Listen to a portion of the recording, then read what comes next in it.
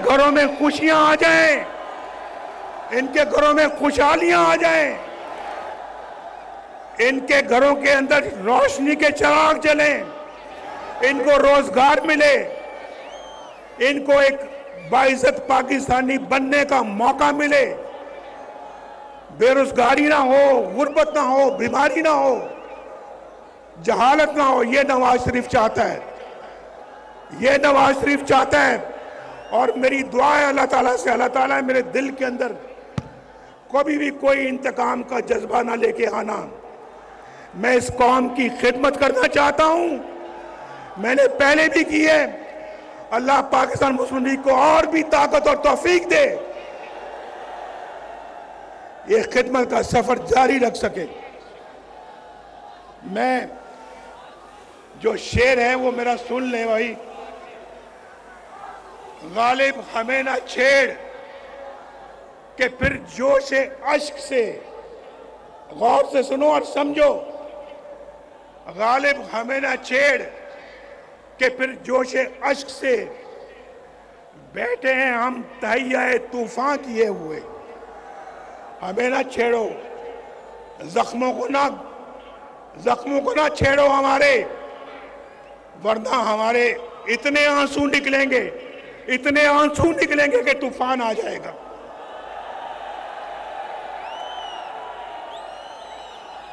क्यों नहीं आएंगे आंसू? आंसू क्यों नहीं आएंगे? ये बैठी है मरियम, मरियम बैठी है यहां पर, आपके सामने है। यहां पूछे इससे कि वो अजियत का लम्हा कैसे कोई भुला सकता है, जब मरियम को अपने कैदी बाप के सामने गिरफ्तार किया जा रहा था। मैं कोट लखपत जेल में कैदी था, बंद था, और नैब वाले आकर मेरी आंखों के सामने इसको कैद करके लेके जाना चाह रहे थे। ये मेरे पास आई, मैं सामने बैठा था कि अबू जान ये मुझे अरेस्ट करना चाहते हैं, गिरफ्तार करना चाहते हैं, मैं क्या करूं? मैं क्या, एक कैदी क्या कर सकता है? अरेस्ट करना चाहते हैं तो कर लें। इसकी छोटी बेटी थी, छोटी बेटी अपनी मां की गिरफ्तारी का मंजर अपने आंसू भरी आंखों से देख रही थी, मेरे सामने बैठी हुई थी। मैं इस मिट्टी का रहने वाला हूं, मैं सन ऑफ द सॉइल हूं, ये भी डॉटर ऑफ द सॉइल है। इतना जुल्म, इतना जुल्म। शहबाज शरीफ को भी जेल में बंद कर दिया, बेटों को भी जेल में बंद कर दिया। ये राणा सनाउल्लाह को बंद नहीं किया बल्कि सजाए मौत देने के चक्कर में थे। हनीफ अब्बासी को बंद नहीं किया बल्कि सजाए मौत देने के चक्कर में थे।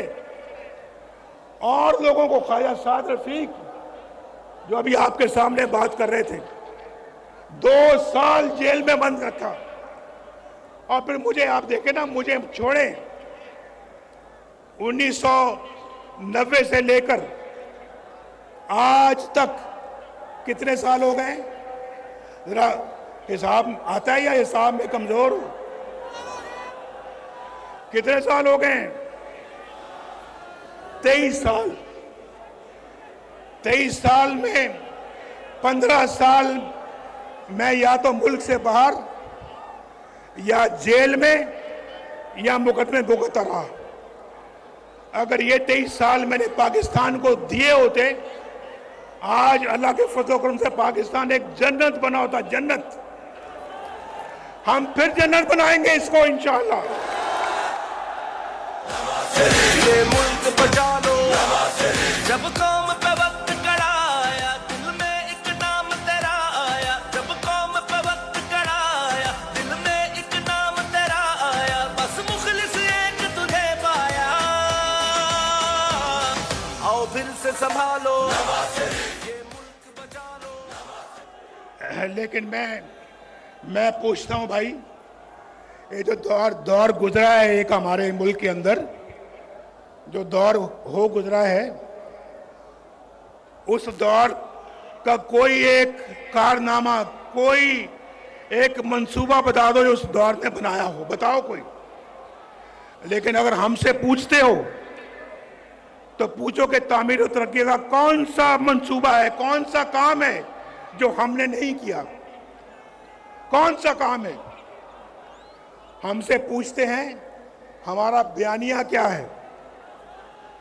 हमारा बयानिया पूछना है तो फिर ऑरेंज लाइन से पूछो जो शहबाज शरीफ ने बनाई यहां पे।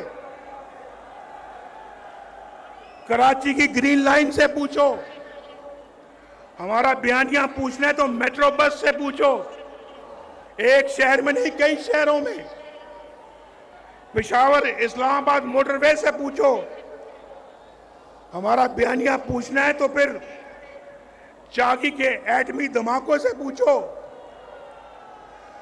हमारा बयानिया पूछना है तो फिर रोटी की कीमत से पूछो, डॉलर के रेट से पूछो, गरीब के बिजली के बिलों से पूछो। हमारा बयानिया पूछना है तो फिर इखलाकियात से पूछो। और आपको पता है कि हमारे इखलाकियात में उनके इखलाकियात में कितना फर्क था। बुजुर्गों की इज्जत से पूछो। हम वो नहीं है जो किसी की पगड़ी उछालें। ये पगड़ी उछालना उनका काम था, हमारा नहीं है। और मैं ये समझता हूं मेरे भाइयों, दोस्तों, और मेरी बहनें भी यहां पे हैं या नहीं है? बहनें कहां हैं हमारी?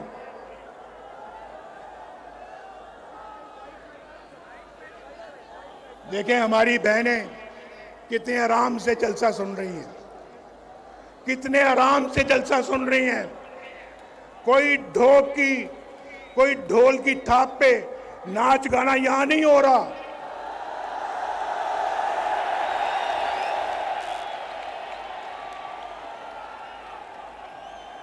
मेरी बात समझ गए आप या नहीं समझे?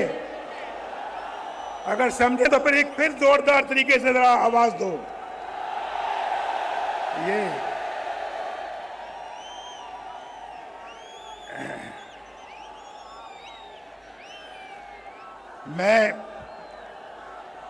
मैं समझता हूं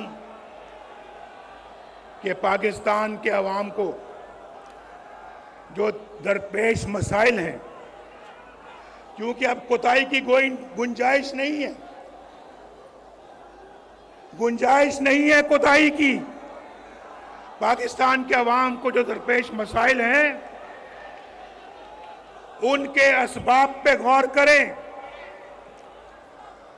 और आइन की रूह के मुताबिक मुत्तहिद होकर मुस्तकबिल का प्लान बनाएं। हमारे आइन पर अमल दरामद करने वाले रियासती इदारे, जमातें और रियासत के सतूनों को मिलकर काम करना होगा। मिलकर कहो मेरे साथ, मिलकर काम करना होगा। आप भी दुनिया में एक मुनफरिद मकाम हासिल करना चाहते हो या नहीं? हाथ खड़ा करके बताओ। दुनिया में मकाम हासिल करना चाहते हो? फिर सबको मिलकर काम करना होगा, मिलकर। उसका वाहिद हल यही है। मैं आपको पिछले 40 साल का निचोड़ बता रहा हूं, निचोड़। इसके बगैर ये मुल्क आगे नहीं बढ़ सकता, ये मुल्क आगे नहीं बढ़ेगा। और फिर आइन पर अमल दरामद करने के लिए सबको इकट्ठा होना पड़ेगा। वो बुनियादी मर्ज दूर करना पड़ेगा जिसकी वजह से मुल्क हादसे का बार बार शिकार हो जाता है। हमें एक नए सफर के आगाज की जरूरत है। नया सफर हमने शुरू करना है। आज आप दूर दूर से आए हैं मेरे साथ, ये तय करें, आप तय करें कि हम एक नया सफर का आगाज करेंगे, पूरे जोशो खरोश के साथ करेंगे। मैं 4 साल के बाद भी देखे मेरा जोश व खरोश मेरा ठंडा नहीं पड़ा।